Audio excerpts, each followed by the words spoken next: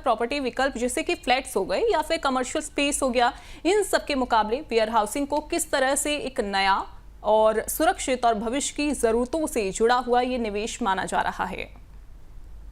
देखिए, पहले तो आप देखेंगे कोई फ्लैट लेते हैं या कमर्शियल प्रॉपर्टी लेते हैं तो आपको रिटर्न जो है 2 से 3% मैक्सिमम 6% तक आता है। आप देखेंगे मोटा मोटा। बट आप एक वेयर हाउस अगर आप करते हैं, चाहे वो आप शहर में करें, चाहे वो second year third year city में करें या गांव में करें, लगभग लगभग आप देखेंगे उसमें 8 से 12% तक उसमें रिटर्न है। तो कहीं ना कहीं आप जो रेगुलर कमर्शियल प्रॉपर्टी है उससे ये रिटर्न ज्यादा है। दूसरा क्या, आज के डेट में आप देखेंगे कि भारतवर्ष में 1.4 बिलियन की पॉपुलेशन बढ़ गई है और आपने देखा ई कॉमर्स और क्विक कॉमर्स का सर्विसेज बढ़ रहा है।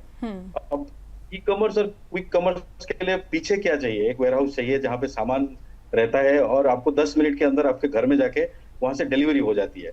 तो एक वेयर हाउसिंग एक बहुत बड़ा रोल यहाँ पे निभा रहा है। सिमिलरली आप देखेंगे जो भी एसेंशियल सर्विस है, आज फार्मेसी भी बोलता है कि मुझे 15 मिनट में आपको मेडिसिन घर पहुंचाना है। तो इनके लिए भी आप फार्मेसी बोलिए, चाहे फूड प्रोसेसिंग बोलिए, चाहे कोई भी आप बेसिक सर्विसेज है, इसमें वेयर हाउसिंग एक की रोल निभा रहा है। और इसमें लॉन्ग टर्म इन्वेस्टमेंट होती है। ऐसा मतलब मिनिमम जो है 5 से 7 साल 8 साल तक लीज होती है और आपको एक कांस्टेंट इनकम आती रहती है। तो आपको टेंशन नहीं है एक बार वेयर हाउस बनाने की, हर साल आपको एक नया टेनेंट खोजने का वो जरूरत नहीं है। आज कमर्शियल प्रॉपर्टी में जो होता है, कभी भी कोई बिजनेस डूब गया या कुछ हो गया तो छोड़ के चले जाते हैं। इसमें ये डर नहीं है। तो ये हाई रिटर्न है, जैसे आपको मैंने बताया 8 से 12% का रिटर्न है। और इसमें क्या, गवर्नमेंट की पॉलिसीज काफी कंडूसिव है। आज के डेट पे गवर्नमेंट ने वेयर हाउसिंग को एक इंफ्रास्ट्रक्चर का दिया है, इंडस्ट्री का दिया है, जिसके चलते आज मल्टी मॉडल पार्क और आप देखेंगे लॉजिस्टिक्स पॉलिसी अभी 2022 में आया तो इसमें digital warehousing, smart warehousing की जिक्र हो रहा है। जो रेल, पहले रोड की कनेक्टिविटी वेयर हाउस तक थी, आज रेल की और एयर की कनेक्टिविटी कैसे हो पाएगा, मल्टी मॉडल लॉजिस्टिक्स पार्क बनेगा, इसी पे हो रहा है। आज कैपिटल सब्सिडी अवेलेबल है गवर्नमेंट की तरफ से। अगर आप 1 लाख स्क्वायर फीट से ज्यादा का बड़ा वेयर हाउस लॉजिस्टिक्स पार्क बनाते हैं तो ये मुझे लगता है कि ये फ्यूचर रेडी है। आगे कोल्ड स्टोरेज, जैसे फूड प्रोसेसिंग का आप देखेंगे, कोल्ड स्टोरेज का है, स्मार्ट वेयर हाउसिंग का है। तो आगे 10 से 15 साल तक मुझे दिखता है कि वेयर हाउसिंग एक फ्यूचर रेडी इन्वेस्टमेंट आपके लिए बन सकता है। बिल्कुल, फ्यूचर रेडी इन्वेस्टमेंट ये है और लॉन्ग टर्म इन्वेस्टमेंट जो आप बता रहे हैं सर वो भी इसमें है। लेकिन अगर मान लीजिए छोटे निवेशक हैं, इन्वेस्टर्स हैं, छोटे स्तर से इसकी शुरुआत करना चाहें, वेयर हाउस बनाने का सर प्रोसेस क्या है? किस तरह की ज़मीन इसमें चाहिए होती है? एक बेसिक छोटे वेयर हाउस की औसत कितनी आती है? क्या लागत होती है सर? सर आप देखेंगे इसमें तो मैडम 3 टाइप के वेयर हाउस होते हैं। जो एकदम छोटा इन्वेस्टमेंट में होता है, 20-25 लाख का जो बोलते हैं हम लोग, 5000 स्क्वायर फीट से 6000 स्क्वायर फीट का होता है, जो कोई भी मिनिमम इन्वेस्टमेंट कर सकता है। अगर थोड़ा सा बड़ा उसमें जाना है तो 10,000 स्क्वायर फीट तक जा सकता है और उससे बड़ा जो है 20,000 स्क्वायर फीट तक। जनरली शुरुआत जो है एक कमर्शियली वायबल जो बोलते हैं 20,000 स्क्वायर फीट को हम आइडियल वेयर हाउसिंग के हिसाब से पकड़ते हैं। बट इसमें क्या है, इन्वेस्टमेंट बहुत इंपॉर्टेंट है, इनिशियल इन्वेस्टमेंट बहुत इंपॉर्टेंट है।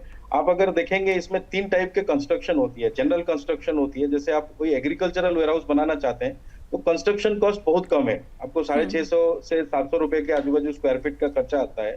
तो 5,000 स्क्वायर फीट आप बनाएंगे तो उस हिसाब से आपकी इन्वेस्टमेंट आएगी। अगर आप थोड़ा सा उसमें से स्मार्ट में जाते हैं, थोड़ा कुछ इक्विपमेंट्स लाते हैं, थोड़ा सा उसमें टेम्परेचर कंट्रोल लाते हैं, बाहर के टेम्परेचर से 3-4 डिग्री नीचे रहे तो रिफ्लेक्टर लगाएं, और थोड़ा सा टेक्नोलॉजी लाते हैं जैसे वेंटिलेटर अच्छे लगाते हैं, तो उसमें और थोड़ा सा बढ़ जाता है, 1,000 रुपए तक चला जाता है आपका कंस्ट्रक्शन कॉस्ट।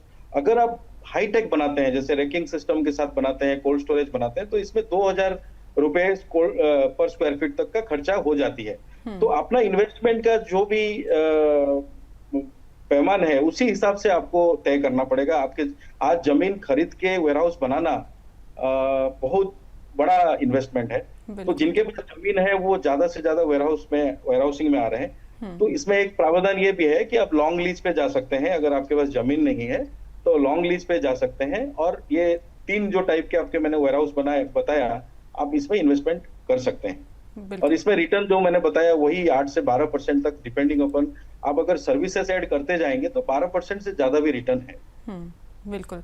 रिटर्न यानी कि 12% से ज़्यादा ही इसमें मिलता है। इसके अलावा सर आपने ई कॉमर्स कंपनीज़ का भी ज़िक्र किया कि वो ज़्यादातर वेयर हाउस को ढूंढती हैं, और लेकिन अगर हम बात करें कौन कौन से ऐसे प्रोडक्ट्स हैं वेयर हाउस में जो रखे जाते हैं?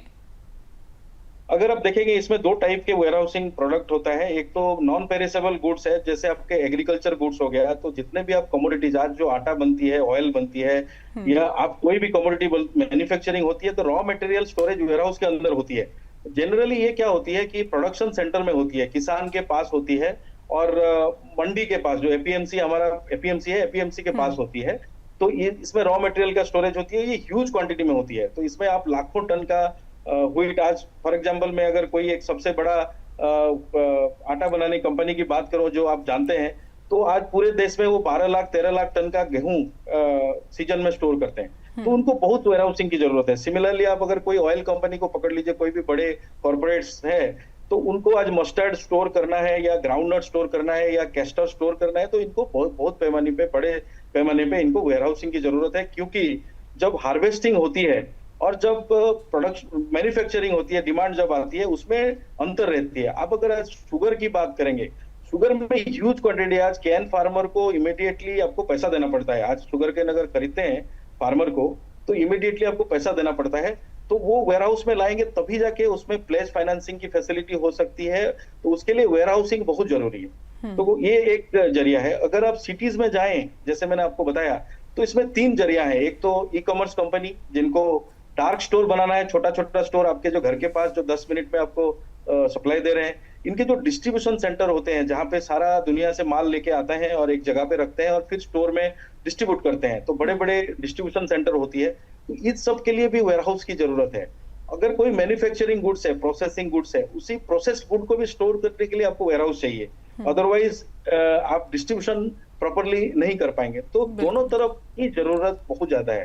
कंज्यूमर एंड पे भी जरूरत है और प्रोडक्शन एंड पे भी बहुत जरूरत है। बिल्कुल। डिमांड ज़्यादा इसकी बढ़ गई है, जैसा कि सर आप बता रहे हैं। ऐसे में सरकार भी लगातार वेयर हाउसिंग को बढ़ावा दे रही है, और इसको लगातार बढ़ावा देने के लिए तमाम योजनाएं भी ला रही है, सब्सिडी, लोन, टैक्स बेनिफिट्स। अब निवेशकों को इन योजनाओं से कितना और कैसे फ़ायदा मिल रहा है सर, वो भी हमारे दर्शकों को बताइए। देखिए, ऑन पेपर आप देखेंगे तो गवर्नमेंट के हिसाब से बहुत इजी है, सबको पहुंच रहा है। जैसे फॉर एग्जांपल एक छोटा सा, मैं 2 करोड़ का एक छोटे निवेशक के लिए प्रोडक्ट है, एग्री इंफ्रास्ट्रक्चरल फंड, जो 2 करोड़ का होता है। उसमें 7 साल का मोराटोरियम भी है और 3% का इंटरेस्ट सबवेंशन है जो नाबार्ड देती है।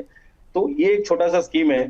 इसमें गवर्नमेंट ने डिक्लेयर किए हुए मुझे लगता है 3 साल हो गया है, 1 लाख करोड़ का, बट यूटिलाइजेशन नहीं हो पा रहा है। इसका मतलब क्या है? इसका मतलब ये है कि कहीं ना कहीं जो ऑन ग्राउंड लोगों के पास पहुंच नहीं पा रही है,